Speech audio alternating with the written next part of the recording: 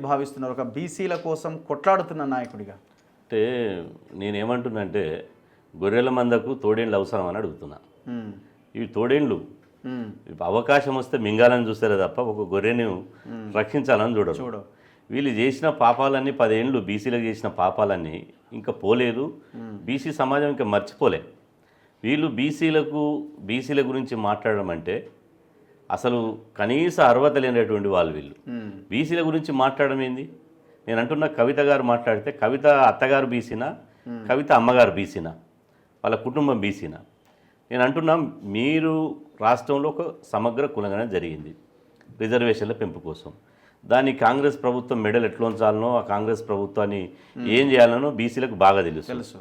మేము కులగణన జరగాలని మేము పోరాటం చేసి, వీధి పోరాటాలు చేసి, సుప్రీంకోర్టు దాకా పోయి, హైకోర్టు దాకా పోయి కేసులేసి ఇలా కులగణన నిర్వహించినాం. నేను అంటున్నా ఒక్కటే సూటిగా ప్రశ్నిస్తున్నా మన తొలి వెలుగు ద్వారా కేటీఆర్ గారిని, కవిత గారిని, మీరు బీసీలకు 42% రిజర్వేషన్లు పెంచాలంటున్నారు కదా, అది వాస్తవమే, పెంచాల్సిందే, దాంట్లో డౌట్ ఏం లేదు. కానీ కులగణనలో కేసీఆర్ ఎందుకు పాల్గొనలే? కులగణనలో కేటీఆర్ ఎందుకు పాల్గొనలే? కులగణనలో మీరు మాత్రం పాల్గొనరు. జరిగేటువంటి బీసీ రిజర్వేషన్లు పెరగాలంటే కులగణన చేయడం ఒక ప్రతిపాదిక మీద రిజర్వేషన్ పెరుగుతాయి. సమగ్ర కులగణన చేస్తేనే బీసీలకు రిజర్వేషన్ పెరిగే అవకాశం ఉంటుంది. మరి ఆ సమగ్ర కులగణనలో మీరు ఎందుకు పాల్గొనలే? పోనీ సమగ్ర కులగణనలో రాష్ట్ర ప్రజలందరూ పాల్గొనాలి, ఇది బీసీల మేలు కోసం జరిగేటువంటి కులగణన, ఇందులో టీఆర్ఎస్ శ్రేణులన్నీ పాల్గొనాలని చెప్పి పార్టీ పరంగా ఒక పిలుపు ఎందుకు ఇవ్వలేదు?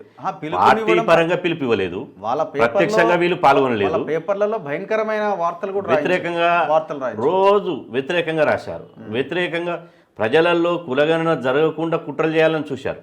ఈ కులగణన జరగకుండా దీన్ని అడ్డుకోవాలని ప్రయత్నం చేసి ఒక ప్రాపగండ మొదలుపెట్టారు. ఈ కులగణనలో కనుక ప్రజలు పాల్గొంటే సంక్షేమ పథకాలు రద్దయితాయి, ఇలా ఇచ్చినటువంటి ప్రశ్నలలో మీరు అయితే చెప్తే రేషన్ కార్డులు పోతాయి, ఆసరా పెన్షన్లు పోతాయి, మీకు వచ్చే ఇండ్లు రావు, ఏ ప్రభుత్వ పథకాలు కూడా రావు, రద్దయితాయని చెప్తే మేము జాగృతమై వీళ్ళ కుట్రలను బయటపెట్టి ఇవాళ అలంపూర్ నుంచి ఆదిలాబాద్ వరకు తిరిగి చెప్పడం మూలంగా కులగణన జరిగింది. ఆ కులగణనని అడ్డుకొని ఆ కులగణన జరగకుండా కుట్రలు చేసి తీరా ఇలా 1000 ఎలకలు తిన్నటువంటి పిల్లి పుణ్యం దక్కాలని చెప్పి తీర్థయాత్రలు బయలుదేరిందట. మీరు 10 ఏళ్ల కాలంలో బీసీలకు కనీసం ఒక మహాత్మా జ్యోతిబా పూలేకు ఒక దండేసి దండం పెట్టకుండా, ఒక పూలే విగ్రహాన్ని పెట్టకుండా, మీరే గత ఉమ్మడి ఆంధ్రప్రదేశ్లో స్థానిక సంస్థల ఎన్నికల్లో 34% రిజర్వేషన్ ఉండే.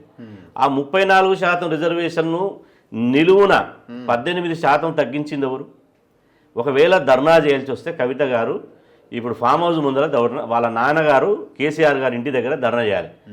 మన నాన్న ఎందుకు ఈ రిజర్వేషన్ తగ్గించినవు? ఒకవేళ చేయాల్సి వస్తే బీఆర్ఎస్ పార్టీ ఆఫీస్ ముందు చేయాలి. నిజంగా బీసీలపై చిత్తశుద్ధి ఉంటే కవిత గారు ఆ పని చేయాలి. కానీ తగ్గించిన వాళ్ళని వదిలిపెట్టి, తగ్గించింది మీరే, బీసీల గొంతు కోసింది మీరే, బీసీలను స్థానిక సంస్థల ఎన్నికల్లో సర్పంచులు, జెడ్పీటీసీలు కాకుండా చేసింది మీరే.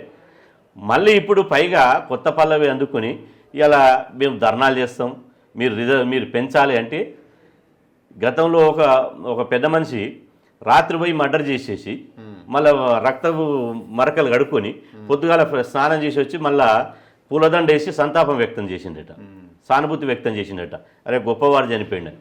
అట్లా ఉంది వీళ్ళ వైఖరి. కాబట్టి ఇప్పటికైనా కూడా